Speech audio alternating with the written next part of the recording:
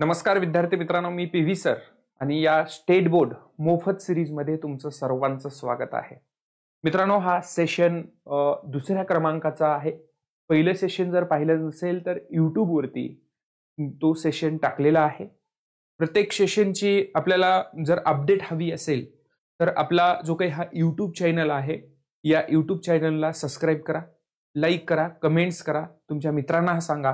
कारण की या सिरीजमध्ये ही मोफत सिरीज आहे. यामध्ये स्टेट बोर्ड असेल, यामध्ये तामिळनाडू स्टेट बोर्ड असेल, यामध्ये केरला स्टेट बोर्ड असेल, यामध्ये NCERT असेल, अजून बरंच काही. थोडक्यात सांगायचं म्हणजे हे सर्व मराठीमधून मी तुम्हाला या लेक्चरमध्ये, या मोफत लेक्चरमध्ये मी तुम्हाला शिकवणार आहे. तुम्हाला माहिती आहे MPSC पूर्णतः आता सरळ सेवा भरती करणार आहे. MPSC करू द्या किंवा इतर कुठल्याही सरळ सेवा असेल, या भरतीसाठी अत्यंत उपयुक्त ही सिरीज असणार आहे. तुम्ही ग्रामसेवकची काही माझे विद्यार्थी असतील, कृषी सहाय्यकची तयारी करणारे असतील, किंवा अनेक तयारी, तलाठी असेल किंवा धर्मादाय असेल किंवा कुठलीही स्पर्धा, आता तुम्हाला सरळ एका शब्दात सांगायचं म्हणजे कुठल्याही स्पर्धा परीक्षेसाठी हा जो काही बेसिक लेक्चर आहेत हे 4थी पासून ते 12वी पर्यंतचे हे सगळ्यात महत्वाचे आहेत मित्रांनो. याच्या बाहेर प्रश्न नसतो जर व्यवस्थितरित्या तुम्ही जर लक्ष देऊन केलात तर. लक्षात आलं? ग्रुप बी साठी अत्यंत उपयुक्त, ग्रुप सी साठी अत्यंत उपयुक्त, राज्यसेवा जो तयारी करतोय नवीन विद्यार्थी त्याच्या बेसिक साठी खूप महत्वाची लेक्चर सिरीज आहे. तर जे तयारी करतायत त्या विद्यार्थ्यांना नक्की तुम्ही हे लेक्चर साठी सांगा. कारण की महाराष्ट्र स्टेट बोर्ड सध्या 4थीचा आपण पाहतोय, जुनं पुस्तक पाहतोय आणि जुन्या पुस्तकामध्ये आपण मागच्या लेक्चरमध्ये सेशन 1 मध्ये आपण पृथ्वीबद्दल पाहिलं, चंद्रांबद्दल पाहिलं आणि आपण सूर्याबद्दल पण पाहिलं. अमावस्या काय असते, पौर्णिमा काय असते, ह्या सगळ्या गोष्टी आपण पाहिल्या. तर आजचा सेशन क्रमांक जी काही दुसरा आहे, या सेशन क्रमांक दुसरामध्ये जे काही दुसरा आपलं जे काही टॉपिक आहे ते आहे पृथ्वीचे आवरणे. म्हणजे पृथ्वीचं आवरणे हा टॉपिक आपण आजच्या या सेशनमध्ये आपल्याला घ्यायचा आहे मित्रांनो बघा, यामध्ये एक गोष्ट तुम्हाला मी सांगू इच्छितो. आता यामध्ये आपल्याला काय करायचं आहे, आता ही जी काही पृथ्वी आहे, या पृथ्वीमध्ये ही जी काही पूर्णतः भाग आहे, पूर्णतः भाग म्हणजे काय आहे, हे 29% आपल्याला यामध्ये हा जो काही भाग आहे, हा भाग म्हणजे जमिनीचा आहे आपण पाहतो. आणि यामध्ये हा जो काही भाग आहे, हा जमीन ज्यावेळेस आपण पाहतो, यामध्ये याला आपण शिलावरण असा शब्द प्रयोग वापरतो. काय वापरतो? शिलावरण आपण पाहतो. आणि जो काही पाणी आहे 71% जी काही वॉटर आहे, आणि ही जी काही वॉटर आहे ही याला आपण जलावरण असं म्हणायला लागतो. आणि जी काही हवा, यामध्ये जमीन झाली, त्यानंतर पाणी झालं, आणि त्यानंतर जी काही हवा आहे, हा जो काही पूर्ण आपण याला वातावरण असं म्हणायला लागतो. आणि या पृथ्वीवरती या जमिनीमुळं, या पाण्यामुळं आणि या हवेमुळं, म्हणजे ह्या तिन्ही घटक म्हणजे शिलावरण असेल, जलावरण असेल किंवा वातावरणामुळे टिकून असणारा, जगण्यासाठी आवश्यक असणाऱ्या ह्या गोष्टी असल्यामुळं हा जो काही या पृथ्वीवर आढळणारा जो काही वेगवेगळा जीव आहे, त्याच्यात तुम्ही, मी, सगळे जीव याच्यामध्ये आले, याला आपण जीवावरण असं म्हणायला लागतो. लक्षात आलं? आणि हे जे काही जीवावरण आहे, हे जे काही शिलावरण, जलावरण, वातावरण आणि जीवावरण, या सर्व जे काही गोष्टी आहे, या आपल्याला एक एक करून आपल्याला पाहिजेत आजच्या या सेशनमध्ये. खूप महत्वाचं सेशन आहे, याच्यावरती परीक्षेमध्ये प्रश्न विचारले जातातच. आता बघा, यामध्ये तुम्हाला सांगतो, हा जो काही शिलावरणचा भाग आहे, या शिलावरणचा भाग म्हणजे याला आपण थोडक्यामध्ये तुम्हाला समजेल या भाषेमध्ये सांगतो, याला आम्ही खडक असं म्हणायला लागतो. थोडक्यात याला जर तुम्हाला रॉक आपण असं म्हणूया, खडक किंवा रॉक असं म्हणायला लागतो. आता हा खडक कुठे असतो, तर यांनी असा शब्द प्रयोग वापरला की शिलावरण पृथ्वीच्या पृष्ठभागापासून 100 किलोमीटर खोलीपर्यंतच्या भागास आपण शिलावरण असं म्हणायला लागतो. काय म्हणलो मी? पृथ्वीवरील म्हणजे आपण ज्या ठिकाणी आहोत तिथून जे काही खालचा जो काही 100 किलोमीटरचा भाग आहे, या 100 किलोमीटरच्या भागाला आपण काय म्हणतो? शिलावरण असं म्हणायला लागतो. आता तुम्ही माहित असेल की आपण ज्यावेळेस महाराष्ट्रामध्ये आपण वेगवेगळ्या ठिकाणी जातो, उदाहरण महाराष्ट्रामध्ये किंवा भारतामध्ये तुम्ही हिमालयात गेलात तर वेगवेगळ्या तुम्हाला पर्वत श्रृंखला दिसेल, यामध्ये सुद्धा हा शिलावरण आहे. यामध्ये तुम्हाला सांगतो, यामध्ये पर्वत आहे, यामध्ये पठारे आहेत, यामध्ये मैदानी प्रदेश आहे, हे विविध शिलावरणाचाच भाग आहे किंवा विविध खडकाचाच भाग आहे असं आपण गृहीत धरतो. म्हणजे वेगळा मैदान, यामध्ये बघा इथं पर्वत खडकापासूनच तयार झालेला आहे, पठारी प्रदेश हा सुद्धा खडकाचाच एक भाग आहे. मैदानी प्रदेश हा सुद्धा या ठिकाणी आपल्याला वेगळ्या प्रकारचा खडक आढळतो. यामध्ये तुम्हाला सांगत असताना हे जे काही खडक आहे यांच्या रचनेनुसार, यांच्या निर्मितीनुसार 3 प्रकारामध्ये वर्गीकरण होतं. आता उदाहरण फॉर एक्झाम्पल हे 3 प्रकार जे आहेत मित्रांनो, बघा आता ह्या निर्मितीनुसार गृहीत धरा किंवा तुम्हाला ज्या पद्धतीने लक्षात ठेवायचं त्या पद्धतीने तुम्ही लक्षात ठेवू शकता. उदाहरण आपण जर पाहिलं, हा अग्निजन्य खडक हा जो आहे हा पहिल्या क्रमांकाचा खडक आहे असं आपण म्हणतो, बरोबर आहे. आणि त्यानंतर दुसऱ्या क्रमांकाचा जो काही खडक आहे याला आपण स्तरित खडक किंवा ह्याला दुसरं नाव देतो आपण जलजन्य खडक असं सुद्धा आपण नाव द्यायला लागतो. काय नाव देतो? स्तरित किंवा याला आपण जलजन्य खडक असं नाव द्यायला लागतो. आता यानंतर ह्या दोन्ही पासून 1 आणि 2 या दोघांपासून जे अंतर्गत क्रिया होऊन जो तिसऱ्या क्रमांकाचा खडक तयार होतो त्याला आम्ही रूपांतरित खडक म्हणायला लागतो किंवा याला विकृत खडक या नावाने सुद्धा आम्ही ओळखतो. म्हणजेच या ठिकाणी अग्निजन्य खडक असेल किंवा रूपांतरित खडक असेल, रूपांतरित खडकाचं दुसरं नाव आहे जलजन्य खडक. लक्षात आलं? आणखी जर तुम्हाला या रूपांतरित खडकाचं वेगळं नाव जर द्यायचं असेल, आणखी वेगळ्या नावाने आपण याला ओळखायला लागतो. याला आपण दुसरं जलजन्य जर म्हणायचं नसेल तर याला गाळाचा खडक सुद्धा म्हणू शकतो. 3 नाव आहेत. पहिलं नाव स्तरित खडक आहे, दुसरं आपण म्हणू शकतो जलजन्य खडक, तिसरं आपण म्हणू शकतो गाळाचा खडक असं म्हणू शकतो. त्यानंतर रूपांतरित खडक जे आहे याला 2 नावाने ओळखतात. एक आहे रूपांतरित खडक आणि दुसरं जे काही नाव आहे त्याला आपण विकृत खडक असं म्हणायला लागतो. काय म्हणायला लागतो? विकृत खडक असं आपण म्हणायला लागतो. आणि हा जो काही अग्निजन्य आहे या अग्निजन्याला तुम्ही ज्वालामुखी खडक या नावाने सुद्धा ओळखता. आता हे 3 खडक आहेत. या निर्मितीनुसार हे 3 प्रकारामध्ये मी वर्गीकरण केलं. उतरता क्रम 1 नंबर, 2 नंबर आणि 3 नंबर. आता बघा, जमिनीचा सलग व मोठ्या भागास आपण खंड असं म्हणायला लागतो. म्हणजे आपल्याकडे आपल्या हे जी काही जी काही पृथ्वी आहे या पृथ्वीवरती जसे की मी तुम्हाला सांगितलं 29% जमीन आहे आणि या 29% जमीन या खंडांमध्ये विभागलेली आहे. खंड वेगवेगळ्या खंडांमध्ये विभागलेली आहे. आता वेगवेगळे खंड कोणकोणते बबनराव? की यामध्ये जी काही जमीन सलग, असलग अशा 7 खंडामध्ये. असलग म्हणजे कसं?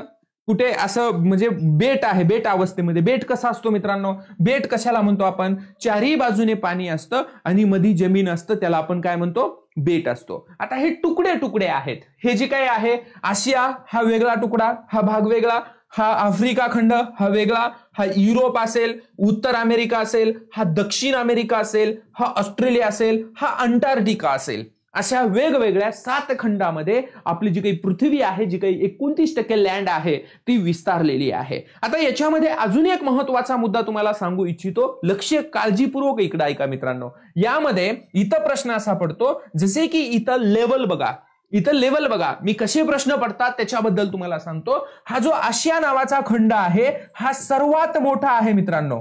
क्षेत्रफळाने सर्वात मोठा खंड कोणता असं जर विचारलं तर आशिया खंड हा सर्वात मोठा आहे. आणि क्षेत्रफळाने सर्वात लहान खंड कोणता? हा जो ऑस्ट्रेलिया आहे, हा ऑस्ट्रेलिया कंगारूंचा देश आपण म्हणतो, हा सर्वात लहान खंड आहे. हा सुद्धा मुद्दा लक्षात ठेवा. सर्वात लहान खंड कोणता? सर्वात मोठा खंड कोणता? इथं प्रश्न कसे पडतात लक्षात ठेवा. इथं जगाच्या बाबतीमध्ये जर विचारलं की तुम्हाला इथं जगाच्या बाबतीमध्ये सुद्धा विचारू शकतात. लक्षात ठेवा. जगामध्ये सर्वात मोठा देश कोणता आहे क्षेत्रफळाने? आपण म्हणतो की रशिया आहे. सर्वात लहान कोणता आहे? तर सर्वात लहान आपण काय म्हणतो? व्हॅटिकन सिटी आहे. काय आहे? सर्वात लहान देश कोणता आहे? तर व्हॅटिकन सिटी आपण असं म्हणायला लागतो. क्षेत्रफळाने सर्वात मोठा आणि सर्वात लहान. आता इथं जगाच्या बाबतीमध्ये इथं सर्वात मोठा देश कोणता आहे? इथं आहे रशिया. सर्वात लहान कोणता आहे? व्हॅटिकन सिटी असा शब्दप्रयोग आपण वापरतो. काय वापरतो? Vatican city.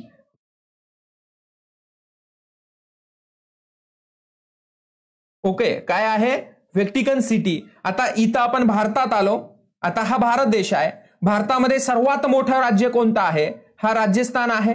सर्वात लहान कोणता आहे? तर सर्वात लहान हा गोवा आहे. आता हे भारतात आलो. आता भारतानंतर आपल्याला कुठे विचारलं जातं? महाराष्ट्रात विचारलं जातं. आता महाराष्ट्रामध्ये सर्वात मोठा जिल्हा कोणता आहे? अहिल्यानगर. कोणता आहे? अहिल्यानगर म्हणजेच अहमदनगर असं आपण म्हणायला लागतो. आणि महाराष्ट्रातला क्षेत्रफळाने सर्वात लहान असणारा जिल्हा कोणता आहे? तर हे आहे मुंबई शहर. कोणता आहे? मुंबई शहर आहे. आता या ठिकाणी बघा पोरांनो, इथं प्रश्न असे पडतात, इथं मी खंडांपासून कुठे आलोय? इथं समजा महाराष्ट्रापर्यंत आलो. जर तुम्हाला याच्या व्यतिरिक्त अजूनही तुम्हाला हे असे प्रश्न विचारतात, प्रशासकीय विभागाच्या बाबतीमध्ये विचारलं जातं. आता जर तुम्हाला प्रशासकीय विभागाच्या बाबतीमध्ये जर विचारलं की बाबा उदाहरण फॉर एक्झाम्पल तुम्हाला मराठवाड्याच्या बाबतीमध्ये जर विचारलं, मराठवाडा आहे. आता उदाहरण इथं लिहितो, मराठवाडा असे 6 प्रशासकीय विभाग आहेत. मराठवाड्यामध्ये सर्वात मोठा कोणता आहे असं विचारलं. आता आपल्याला सर्वात मोठा कोणता आहे हे पण आलं पाहिजे ना, आणि सर्वात लहान कोणता आहे हे पण आलं पाहिजे. सर्वात मोठा बीड आहे आणि सर्वात लहान हिंगोली आहे. लक्षात ठेवा मराठवाड्यासाठी. आता मी मराठवाड्यात राहतो म्हणून ह्या गोष्टी घेतल्या. तुम्ही जर नागपूर प्रशासकीय विभागामध्ये राहत असेल तर नागपूर प्रशासकीय विभागामधलं तुम्हाला माहिती पाहिजे, बरोबर आहे. तुम्ही अमरावती प्रशासकीय विभागामध्ये राहिलं पाहिजे असेल तर तिथलं माहिती पाहिजे. याचा अर्थ असा नाही की जिथं राहतो तिथलंच पाठ करायचं असं नाहीये भाऊ. ही स्पर्धा परीक्षा आहे, त्यांना वाटलं त्या विभागातलं विचारू शकतात. पण मी इथं कंटेंट काय दिलंय तुम्हाला की बाबांनो, की ह्या पृथ्वीवर जी काही 29% लँड आहे त्यापैकी जे काही 7 खंड आहेत त्यापैकी सर्वात मोठा खंड कोणता आहे? सर्वात लहान. खंडांपासून मी माझ्या गावापर्यंत आलोय, मी माझ्या तालुक्यापर्यंत आलोय. म्हणजे ह्या ज्या काही गोष्टी आहेत हे महत्वाचं आहे जगामध्ये क्षेत्रफळानुसार. आता इथं म्हणता तुम्ही बाबा मास्तर, इथं जर विचारलं आशिया खंड, आशिया भारत कुठे आहे? आपल्या आशियामध्ये आहे. आता जगामध्ये आपण भारताचं जर स्थान विचारलं, आता जग आहे, आता रशियाचा पहिला क्रमांक आहे, मग भारत कितव्या क्रमांकावर आहे? भारत कितव्या क्रमांकावर आहे जर असं विचारलं तर तुम्हाला सांगता आलं पाहिजे की क्षेत्रफळानुसार भारताचा मास्तर 7वा क्रमांक लागतो. कितवा क्रमांक लागतो? 7वा क्रमांक लागतो. किंवा जर तुम्हाला असं विचारलं की यामध्ये जर आपण कुठे आलो? भारतामध्ये राजस्थानचं घेतलंय, आरजे राजस्थान घेतलं, पण इथं महाराष्ट्र आलंच नाहीये. आता राजस्थान नंतर भारतामध्ये जी काही 28 जे काही घटक राज्य आहेत आणि ह्या 28 घटक राज्यामध्ये किंवा केंद्रशासित प्रदेशाचा जरी विचार केला तरी या केंद्रशासित प्रदेशामध्ये महाराष्ट्राचं स्थान कितवा आहे? जर असं विचार केलं मित्रांनो तर इथं राजस्थान नंतर मध्य प्रदेशचा क्रमांक लागतो आणि तिसऱ्या क्रमांकाला क्षेत्रफळाने 3 नंबरला महाराष्ट्र राज्य आहे आणि क्षेत्रफळाने 7व्या नंबरला जगामध्ये भारत आहे. हे मुद्दा लक्षात ठेवा. हे पूर्ण लँड आहे, पूर्ण जमीन आहे. इथं तुम्ही मुद्दा लक्षात ठेवायचा. मराठवाड्यामध्ये म्हणजे छत्रपती संभाजीनगर, मराठवाडा हा प्रादेशिक विभाग आहे. मराठवाडा हा कोणता विभाग आहे? प्रादेशिक विभाग आहे. आणि प्रशासकीय विभाग जर म्हटलं तर छत्रपती संभाजीनगर येतं. आणि ह्यामध्ये बीड आणि हिंगोली जवळ म्हणजे 100% सांगेल मराठवाडा म्हणजेच छत्रपती संभाजीनगर. आणि या मराठवाड्यामध्ये एकूण या 8 जिल्ह्यांचा समावेश होतो, जे की आज सध्या जी काही मराठा समाजाचे जे काही गॅजेट लागू केलं ते गॅजेट हैदराबाद गॅजेट, आणि हैदराबाद मध्ये जो काही भाग होता हा मराठवाडा, आणि या मराठवाड्यांचा 8 जिल्ह्यांचा जो काही समावेश याच्यामध्ये व्हायला लागतो. हा मुद्दा तुम्ही लक्षात ठेवायचा आहे. हे खंड झाले. आता मी तुम्हाला या ठिकाणी या जलावरणाबद्दल सांगतो. जलावरण काय आहे? म्हणजे समुद्र, म्हणजे जे काही महासागर आहे या महासागराबद्दल तुम्हाला सांगायचं आहे. आता हे महासागर नेमकी काय भानगड आहे याच्याबद्दल मी तुम्हाला क्लिअर सांगतोय. आता उदाहरण फॉर एक्झाम्पल जर असं पाहिलं आपण, उदाहरण दिसतंय तुम्हाला, हे सगळ्या गोष्टी दिसतायत. ओके. आता यामध्ये बघा पृथ्वीवरील सर्व प्रकारचा जलभाग मिळून जलावरण तयार होतो. आता समुद्र, हा महासागर, हा सरोवर आणि हा तलाव आहे. नीट लक्षात ठेवा. बघा महासागर म्हणजे काय? बघा जलाचा सर्वात मोठा साठा महासागरात असतो, सर्वात मोठा साठा. आता बघा यामध्ये तुम्हाला इथं एक गोष्ट डोक्यात ठेवायची भावांनो, की महासागर नेमकं म्हणायचं कशाला? आणि ह्या 71% मी जे काही बोलतोय लक्ष द्या, ही जी काही वॉटर आहे ही 71% मध्येच आहे. म्हणजे महासागर कशाला म्हणतो? जी काही पृथ्वी आहे या पृथ्वीवरील सर्वात मोठं जे काही खाऱ्या पाण्याचा साठा आहे, या सर्वात पृथ्वीवरील खाऱ्या पाण्याच्या सर्वात मोठ्या साठ्याला महासागर असे म्हणतात. आणि ह्या महासागरांची संख्या आहे 5. किती महासागर आहेत? हे 5 महासागर आहेत. आणि हे आहे पॅसिफिक महासागर, हे दुसरा आहे अटलांटिक महासागर, तिसरा आहे हिंदी महासागर आणि या ठिकाणी चौथा आहे आर्क्टिक महासागर आणि इथं पाचवा आहे दक्षिण महासागर. काय आहे पाचवं? काय आहे? दक्षिण महासागर आहे. आता यामध्ये तुम्हाला सांगायचं म्हणजे प्रशांत महासागर यानी की पॅसिफिक, हा प्रशांत जो आहे हा पॅसिफिक यापैकी हा सर्वात मोठा आणि यामध्ये हा आर्क्टिक जे आहे हा यापैकी सर्वात लहान क्षेत्रफळाने आणि यामध्ये क्षेत्रफळ लहान यानी की पाणी सुद्धा कमी आहे. म्हणजे या महासागरामध्ये 5 महासागर आहेत. सर्वात मोठा महासागर हा प्रशांत किंवा पॅसिफिक महासागर आणि हे आर्क्टिक महासागर. आता हिंदी महासागराबद्दल तुम्हाला सांगतो मित्रांनो. आपला हिंदुस्तान जे काही आहे या हिंदुस्तान नावावरून लक्षात ठेवा, नीट सांगतोय लक्षात ठेवा, हिंदुस्तान याच्यावरून या हिंदी महासागराला नाव पडलेलं आहे. लक्षात ठेवा कोणत्या महासागराला नाव हिंदुस्तान याच्यावरून दिलेलं आहे, तर या हिंदी महासागराला हिंदुस्तान याच्यावरून नाव देण्यात आलेलं आहे. आपल्याला वाटतं की बाबा महासागरावरून हिंदुस्तान नाव आहे, अरे आपला तसला इतिहास नाहीये. आपल्यावरून तुम्हाला सांगतो, आपल्या हिंदुस्तान या नावावरून, आपल्या देशावरून यावरून या हिंदी महासागराला नाव दिलेलं आहे. हे लक्षात ठेवा. ही इतिहास आहे, ही खरी गोष्ट आहे. तुमच्या माहितीसाठी सांगतो. पण आपण अभ्यास करत असताना विचार करतो, अरे महासागर आहे, महासागराला आपल्या देशावर अरे पण हे देशच तसा आहे, विषय आहे का भाऊ? जाळ आणि दूर संकटच आहे. आता बघा समुद्र काय, इथं मी महासागरामध्ये काय बोललो तुम्हाला, भरपूर गोष्टी बोलल्या. काय बोलल्या की पृथ्वीवरील खाऱ्या पाण्याचा सर्वात मोठा साठा याला महासागर म्हणलो. ही आता मी तुम्हाला कशाची व्याख्या सांगतो भाऊ? मी तुम्हाला आता व्याख्या सांगणार आहे समुद्राची. आता समुद्र म्हणजे काय असणार आहे? पृथ्वीवरील काय म्हणणार आहे? पृथ्वीवरील महासागरापेक्षा लहान असणाऱ्या खाऱ्या पाण्याच्या साठ्याला महासागर असे म्हणतात. नीट लक्ष द्यायचंय. आता महासागरापेक्षा लहान असणाऱ्या खाऱ्या पाण्याच्या साठ्याला समुद्र असे म्हणतात. समुद्र हा महासागराचाच एक भाग असतो. उदाहरण फॉर एक्झाम्पल आपला अरबी समुद्र. लांब कशाला जायचंय भाऊ? आपला अरबी समुद्र. बघा इथं सांगतोय तसं मी सांगितलंय तसंच आहे. इथं महासागरापेक्षा लहान खाऱ्या पाण्याचा साठा म्हणजे सागर किंवा समुद्र. हे समुद्र महासागराचे भाग आहेत. ते महासागराने किंवा जमिनीने वेढलेले असतात. ओके. भूवेष्टित समुद्र, भूमध्य समुद्र आणि कॅप्सियन समुद्र. आता बघा हे तुम्हाला काय सांगितलं मी, समुद्र किंवा सागर एकच आहे, सागर समुद्र एकच आहे. म्हणजे अरबी समुद्र हा हिंदी महासागराचा एक भाग आहे. लक्षात ठेवा, हिंदी महासागराचा एक भाग आहे. म्हणजे इथं लक्षात ठेवायचं भूमध्य समुद्र. आता जिब्राल्टरची समुद्रधुनी आपण पाहतो. अटलांटिक महासागर आणि भूमध्य समुद्र. अटलांटिक महासागर आणि भूमध्य समुद्र तुम्ही पाहिला असेल. अटलांटिक महासागर आणि भूमध्य समुद्र यांना जोडणारी जिब्राल्टरची समुद्रधुनी आहे. उदाहरण तुम्ही दुसरं एक बघा. आता जर तुम्हाला पाहायचं असेल किंवा काळा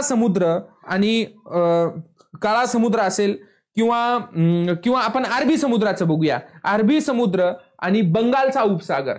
अरबी समुद्र आणि बंगालचा उपसागराचं उदाहरण घेऊया आणि त्या दोघांना जोडणारी जी आहे त्याला आपण पाल्कची समुद्रधुनी असं म्हणायला लागतो. हे बघा समुद्रधुनी पण आपल्याकडे येणार आहे. 2 सागरांना जोडणाऱ्या जलाच्या अरुंद भागात समुद्रधुनी म्हणतात. ही पाल्कची समुद्रधुनी अरबी समुद्र आणि बंगालचा उपसागर यांना जोडते.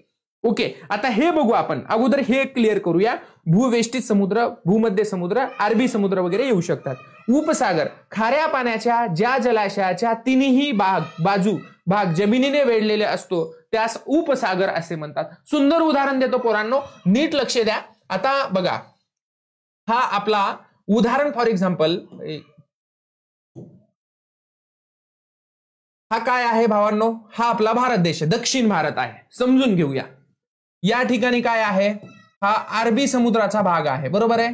अरबी समुद्र आहे. बरोबर आहे. या ठिकाणी हा बंगालचा उपसागर आहे. बरोबर आहे. आणि या ठिकाणी हिंदी महासागर आहे. हे पण बरोबर आहे. बरोबर आहे. हिंदी महासागर आहे. म्हणजे भारताच्या या तिन्ही बाजूना बघा, एक बाजू आपण याला गृहीत धरू, दुसरी बाजू ही गृहीत धरू आणि तिसरी बाजू ही गृहीत धरू. जर एखाद्या भूभागाच्या तिन्ही बाजूला पाणी असेल आणि एका बाजूला लँड असेल, भारताच्या उत्तरेकडे पूर्ण जमीन आहे, इथं लक्षात ठेवा भूभाग आहे. ओके, आता ह्या भूभाग म्हणजे तिन्ही बाजूने पाणी झालं आणि एका बाजूने काय झालं, भूभाग झालं. अशा अवस्थेला आपण याला काय म्हणतो, याला आपण द्विकल्प असं म्हणायला लागतो. याला काय म्हणतो आपण, द्विकल्प.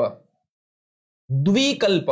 आता भारत काय आहे, द्विकल्प आहे. आता बघा, यामध्ये एक गोष्ट लक्षात ठेवा काय आहे, आणि दुसरी गोष्ट, हा भाग असा खाली आहे बरं का, हे इकडं पूर्ण काय आहे, हा जमिनीचा भाग आहे, हा पूर्ण काय आहे, जमीन आहे, हा भाग जमीन आहे, इकडं पण जमीन आहे. बघा इथं काय आहे, हा भारत देश झाला, इकडं पण लँड आहे म्हणजे जमीन आहे ह्या भागाला पण, आणि ह्या भागाला पण जमीन आहे. जर तिन्ही बाजूने जमीन आणि एका बाजूने पाणी असेल तर त्याला उपसागर म्हणतात. व्याख्या नीट लक्षात ठेवायच्या, तिन्ही बाजूने जमीन आणि एका बाजूने जर पाणी असेल तर त्याला उपसागर म्हणतात. उदाहरण बंगालचा उपसागर, तिन्ही बाजूने 1 2 3 तिन्ही बाजूने जमीन आहे, एका बाजूने पाणी आहे म्हणून उपसागर. आणि ह्याची उलट व्याख्या करा, ह्याची विरुद्ध बाजूने व्याख्या करा, तिन्ही बाजूने पाणी आणि एका बाजूने जमीन असेल तर त्याला द्विकल्प म्हणा. आपण म्हणत नाही का, द्विकल्पावरून वाहणारी आमची गोदावरी नदी, दक्षिण भारतातील सर्वात लांब नदी, असं आम्ही म्हणायला लागतो ना. त्याच पद्धतीनं हा फॉर्मॅट तुम्ही लक्षात ठेवायचा. उपसागर खाऱ्या पाण्याच्या जलाशयात तिन्ही भाग जमिनीने वेढलेले असते, त्याला उपसागर म्हणतात. उदाहरण बंगालचा उपसागर, हे सांगून टाकलं मी तुम्हाला. त्यानंतर आखात बघा, आखात काय आहे, आखात नावाची संकल्पना बघा. आखात काय आहे, दोन संकल्पना इथं सांगतो मी. एक आहे आखात, इथं लिहिलेलं नसेल तुमच्याकडे, किंवा एक आहे भूशीर. काय आहे, भूशीर. आता बघा, आखात काय आहे, जमिनीत घुसलेल्या सागराचा अरुंद भाग, याला आखात म्हणतात. कशात घुसलेला, जमिनीत घुसलेला समुद्राचा अरुंद, बघा जमिनीत घुसलेला सागराचा किंवा समुद्राचा अरुंद भाग याला आखात म्हणतात. खंबातचे आखात, कच्छचे आखात. लक्षात आलं, आपल्या या ठिकाणी कच्छचे आखात, या ठिकाणी गुजरात, या ठिकाणी कच्छचे आखात, कच्छचे रण वगैरे आपल्याला पाहायला भेटतं. आता मी काय म्हणलो, आखाताची डेफिनेशनच फिरून टाका, याचं उलट करा. जसं आपण द्विकल्प आणि उपसागर उलट केलो तसं याला इथं काय करा माहितीये का, आखात काय म्हणलो मी, जमिनीत घुसलेला सागराचा अरुंद भाग याला आखात म्हणतो. असं नाही करायचं, इथं काय करायचं, भूशीरमध्ये सागरात घुसलेला जमिनीचा अरुंद भाग, सागरात घुसलेला किंवा समुद्रात घुसलेला जमिनीचा अरुंद भाग म्हणजेच भूशीर. कळलं का नाही, ए भाऊ, कळलं का नाही? कळलं नसेल तरी ठीक, कळलं सोन्यावरून पिवळं, नाही कळलं त्याच्यावरून पिवळं. लक्षात आलं. आता बघ इकडं काय सांगतोय, आखात म्हणजे काय म्हणलो, 1 2. आखात म्हणजे काय, इथं व्याख्या आहे, जमिनीत घुसलेल्या सागराचा अरुंद भाग याला आखात असे म्हणतात. हे कळालं. बघा शॉर्टकट लक्षात ठेवायचं. आखात जमिनीत घुसलेला, समुद्र जमिनीत घुसला आणि जमीन समुद्रात घुसली. समुद्र जमिनीत घुसत असेल तर जमीन समुद्रात का घुसू शकत नाही? लक्षात आलं. समुद्र एका बाजूला जमिनीत घुसतो आणि दुसऱ्या बाजूला जमीन समुद्रात घुसते, म्हणून दोन डेफिनेशन तयार होतात. यामध्ये तुम्हाला सांगतो, आखातमध्ये तुम्हाला सांगितलं की जे काही आखातामध्ये जमिनीत घुसलेल्या सागराचा भाग म्हणजे समुद्र, आखातामध्ये जमीन समुद्रात घुसली आणि समुद्र भूशीर म्हणजे भूशीरमध्ये काय झालं भूशीरमध्ये कमेंट्स कर काय झालं. यामध्ये भूशीरमध्ये असं झालं की समुद्रात जमीन शिरते. लक्षात आलं. जमिनीत जे काही समुद्र आहे, समुद्रामध्ये जे काही जमिनीचा निमुळता भाग आहे हा शिरलेला असतो. ह्या दोन्ही गोष्टी तुम्ही दोन्ही जे काही डेफिनेशन आहे हे डेफिनेशन समजून घ्या. लास्ट एकदा सांगतो आणि क्लिअर करतो. जमिनीत घुसलेल्या सागराच्या अरुंद भागास आखात असे म्हणतात. भूशीरची व्याख्या सांगतो. समुद्रात शिरलेल्या जमिनीच्या अरुंद भागास भूशीर असे म्हणतात.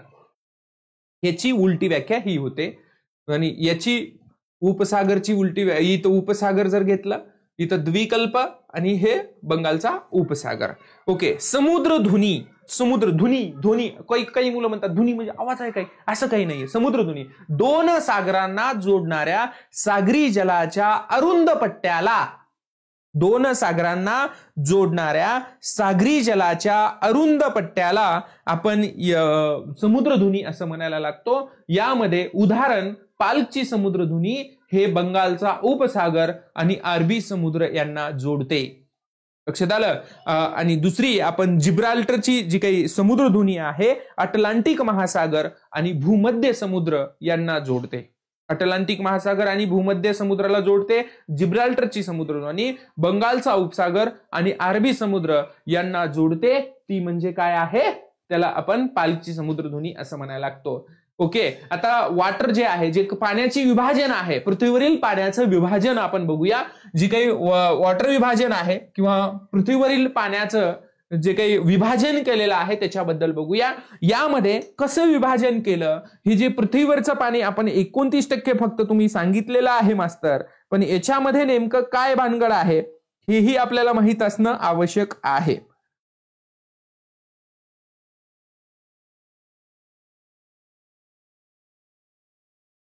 बरोबर आहे. आता यामध्ये हे 97.5% साल्ट वॉटर यानी की हा खारे पाणी आहे, हा पूर्ण खारं पाणी आहे. म्हणजे यापैकी फक्त इथं लक्षात ठेवा, हे जे काही आहे हे इथं गोडे पाणी किती आहे, फक्त किती आहे गोडे पाणी, यामध्ये तुम्हाला सांगतो 2.5% गोड पाणी आहे.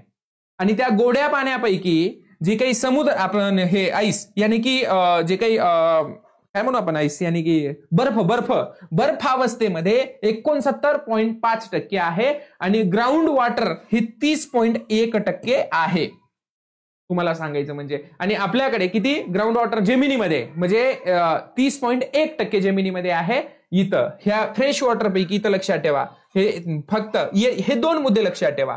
जे काही आपल्याकडे 71% पाणी आहे त्या 71 पैकी 97.5% पाणी हे साल म्हणजे खारं पाणी आहे समुद्र महासागरामधलं. त्यापैकी फ्रेश म्हणजे गोड पाणी, हे 2.5% गोड पाणी आहे, 2.5%. आणि ह्या गोड्या पाण्यापैकी जे काही हिमालयीन जे काही आहे, हे जे काही बर्फ आहे ह्या बर्फ अवस्थेमध्ये आहे 69.5% आणि ग्राउंड मध्ये आहे इथं किती 30.1%. आणि यापैकी 0.4% आपले जे रिव्हर्स नदी आहे, लेक यानी की धरणं आहेत, याच्यामध्ये जी काही सॉइल आहे किंवा हे जे भाग आहे यामध्ये आपल्याकडे 0.4% पाणी हे धरणामध्ये असेल, तलावामध्ये असेल, ह्या सर्व बाबीमध्ये ही विभागणी झालेली आहे. महत्वाचं काय आहे, फक्त 97.5% आणि फ्रेश वॉटर 2.5%. याचं जे काही आपण विभागणी आहे ही विभागणी पुढे दिलेली आहे, लक्षात ठेवा.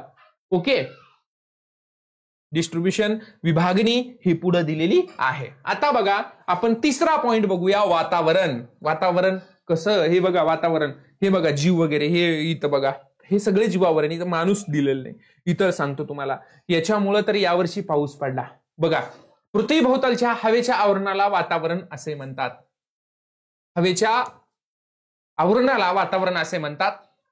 विविध वायू, बाष्प, धुलीकण इत्यादी घटकांपासून वातावरण बनते. पृथ्वीच्या पृष्ठभागालगत हवा दाट असते. यात प्रामुख्याने nitrogen, oxygen, organ, carbon dioxide हे वायू असतात. म्हणजे तुम्हाला सांगायचं म्हणजे वातावरणामध्ये नायट्रोजनचं प्रमाण 78% आहे, माहित असावं जवळपास. ऑक्सिजनचं प्रमाण 0.03% आहे, हे माहित असावं. सॉरी, ऑक्सिजनचं प्रमाण 21%, माफी असावी, 21% आहे. आणि कार्बन डायऑक्साइडचं प्रमाण 0.03% आहे. लक्षात आलं. शुद्ध ऑक्सिजन सुद्धा मानवाला हानिकारक असतो. शुद्ध ऑक्सिजन 100% शुद्ध ऑक्सिजन सुद्धा हानिकारक असतो. म्हणून वातावरणामध्ये ऑर्गॅन आहे, हे जे काही बाकीचे जे 99% जातं आणि बाकीचे जे एकदम नॉर्मल प्रमाणामध्ये, खूप कमी प्रमाणामध्ये या सर्व गोष्टी तुम्हाला पाहायला भेटतात. मित्रांनो, हेही मुद्दा तुम्ही लक्षात ठेवायचा आहे. करेक्ट. इथपर्यंत हे वायू असतात. उंचीनुसार हवेची घनता कमी होत जाते, हवेचे तापमानही बदलते. वातावरणातील ओझोन थरांमुळे सूर्याकडून येणारी अपायकारक किरणे अडवली जातात, त्यामुळे जीवसृष्टीचे संरक्षण होते. हे जे काही ओझोन थर आहे, हे अत्यंत ओझोन थरांबद्दल आपल्याला पुढच्या येतेमध्ये खूप महत्वाचे मुद्दे आहेत. ओझोन थर किंवा येणारा जे काही प्रकाश आहे हे किती टक्के आपल्या पृथ्वीवरती येतं किंवा आपल्याला कोणत्या पद्धतीनं संरक्षण भेटतं येणाऱ्या याच्यामध्ये आहे. त्यामुळं प्ले स्टोअर मधून आपलं ऍप डाउनलोड करा आणि ते ऍप डाउनलोड केलं की तुम्हाला ह्या सगळ्या गोष्टी पाहायला मिळू शकतील. आता यामध्ये जीवावरण बघा, आपल्या सभोवताली असलेल्या वनस्पती, प्राणी, पक्षी, सूक्ष्मजीव यांचा समावेश होतो. पृथ्वीच्या तिन्ही आवरणात वातावरण, जलावरण आणि शिलावरण आढळणाऱ्या सजीवांना एकत्रित आपण जीवावरण असं म्हटलोय. वातावरणामध्ये आढळतं, जलावरणामध्ये मछली वगैरे, शिलावरणामध्ये आढळणारे असतात, यांना आपण काय म्हणतोय, जीवावरण एकत्रित केलं. बघा, जीवावरणातील प्रत्येक सजीव घटकाला जगण्यासाठी योग्य प्रमाणात ऑक्सिजन, उष्णता, पाणी, अन्न यांची आवश्यकता असते. सजीवांची संख्या भूपृष्ठाजवळ जास्त असते, हे लक्षात ठेवा. भूपृष्ठ जे आहे याच्याजवळ जास्त असायला लागते, याच्यावरती जास्त ही नाहीये. हे पूर्ण जीवावरण आपल्याला तिन्ही थर तुम्हाला दिलेले आहेत. हे वातावरण पूर्ण आहे, इथं पक्षी वगैरे आपल्याला पाहायला मिळतात. याच्यामध्ये हे जलावरण जे आहे, या जलावरणामध्ये बदक असतील किंवा मासे वगैरे असतील किंवा शिलावरण जे काही हे आपल्या जे काही भूभाग आहे याच्यावरती गायी, म्हशी, जनावरे वगैरे हे जे काही शिलावरण आहे, या शिलावरणामध्ये सुद्धा तुम्हाला काही जे काही पाहायला मिळू शकतात. ओके, जीव वगैरे याच्यामध्ये पाहायला मिळू शकतात. यामुळं हा मुद्दा लक्षात ठेवा. त्यानंतर यामध्ये जे काही नैसर्गिक पर्यावरण आहे, हा नैसर्गिक पर्यावरणाबद्दल आपण बघूया. हे येता 34चं आहे. एवढं हे आपल्याला हे दैनंदिन जीवनामध्ये ह्या गोष्टी आपल्याला माहिती आहेत, त्याच्यामुळं काही गोष्टी ज्या आहेत इथं तुम्हाला लक्षात राहायला पाहिजे. जीवसृष्टीवर परिणाम करणारी व तिच्या सभोवतालची नैसर्गिक परिस्थिती म्हणजे पर्यावरण होय. नैसर्गिक पर्यावरणात जैविक व अजैविक अशा दोन्ही घटकांचा समावेश होतो. जैविक घटक आणि अजैविक घटक या दोन्ही घटकांचा समावेश होतो. यामध्ये जैविक घटकामध्ये सर्व सजीव येतात. सजीव म्हणजे सर्व मानव, पशुपक्षी, सूक्ष्मजीव, हे वनस्पती याच्यापैकी हे जैविक येतात. अजैविक म्हणजे पूर्ण निर्जीव. निर्जीव म्हणजे काय आहे, हवा आहे, पाणी आहे, सूर्यप्रकाश आहे, ढग आहे, आपल्याला डोळ्यांनी दिसतात, ते आपण निर्जीव असं म्हणू शकतो. म्हणजे असं नाही कन्सेप्ट होणार की फक्त डोळ्यांनी दिसतात. आता हवा आपल्याला डोळ्यात दिसत नाही म्हणजे त्याला निर्जीव नाही म्हणणार का, असं नाहीये. इथं बघा, हवा, पाणी, सूर्यप्रकाश, ढग, डोंगर हे निर्जीव किंवा अजैविक असतात. हे आपल्याशी बोलत नाहीयेत. लक्षात आलं, हे आपल्याशी बोलत नाहीये. हे जैविक पोरांनो हे आपल्याशी गप्पा मारू शकतात, लक्षात ठेवा. ओके, नैसर्गिक पर्यावरणात अजैविक व जैविक घटक एकमेकांवरती अवलंबून असतात.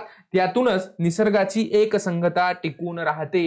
हे महत्वाचा मुद्दा आहे मित्रांनो. जर यामध्ये इथे एक वाक्य बोलतो, जर ह्या दोन्हीपैकी एक घटक जर नसेल तर दोन्ही घटक असू शकणार नाहीये. ही अन्न साखळी आहे, या अन्न साखळीवरती ह्या एकमेकांवरती हे अवलंबून आहेत. हे पण महत्वाचा मुद्दा तुम्ही लक्षात ठेवायचा आहे मित्रांनो. बघा, हे पुढचं आपण जे आहे हे पुढचं उद्याच्या सेशनमध्ये बघणार आहोत, पुढच्या सेशनमध्ये बघणार आहोत. हे महाराष्ट्राचा भूगोल इथं येतं. हे इथं परीक्षेमध्ये प्रश्न किती वेळा आलेला आहे बघा. कंबाईनला हे पूर्ण डिटेल्स मध्ये घेणार आहे, पूर्ण डिटेल्स मध्ये घेतो. बघा, इथं कृषी विभाग हे कधीचं आहे, 1960चं दिलेलं आहे. याच्यावरती सगळ्यावरती प्रश्न येऊन गेले. प्रशासकीय विभाग किती होते 1960ला, म्हणजे महाराष्ट्र राज्याची निर्मिती 1 मे 1960ला झाली ना, त्यावेळेस किती प्रशासकीय विभाग, जिल्हे, तालुके, महानगरपालिका किती होत्या, नगरपालिका किती होत्या, जिल्हा परिषद किती होत्या, पंचायत समिती, कटक मंडळे किती होते, कृषी विभाग किती होते, हे सगळं मित्रांनो येऊन गेले हो, तुम्हाला सांगतो. आणि हेच येणार म्हणून तुम्हाला सांगतो, ह्याच्या पुढचे लेक्चर तुम्हाला डाउनलोड करायचे पाहिजे असतील, फ्री मध्ये पाहिजे असतील तर तुम्हाला प्ले स्टोअर मधून हे ऍप डाउनलोड करावं लागेल. जर प्ले स्टोअर मधून हे ऍप डाउनलोड केला नाहीत तर तुम्हाला उर्वरित मोफत लेक्चर पाहायला मिळणार नाहीत, हेही मी तुम्हाला सांगतो. आणि जर त्या बॅच मध्ये जॉईन करणारे जे काही मुलं आहेत ते 1000 मुलं झाले तर ती बॅच सुद्धा 1001व्या मुलाला सुद्धा दिसणार नाही. फक्त मोफत आहे 1000 मुलांसाठी. त्यामुळं हे जे ऍप आहे, फास्ट लेक्चर पाहत असेल तर लवकरात लवकर डाउनलोड करून घ्या. ओके, लक्षात आलं? करेक्ट. पाहूया पुढचं लेक्चर. तोपर्यंत सगळ्यांना माझा नमस्कार. जय महाराष्ट्र, जय हिंद. Okay, thank you.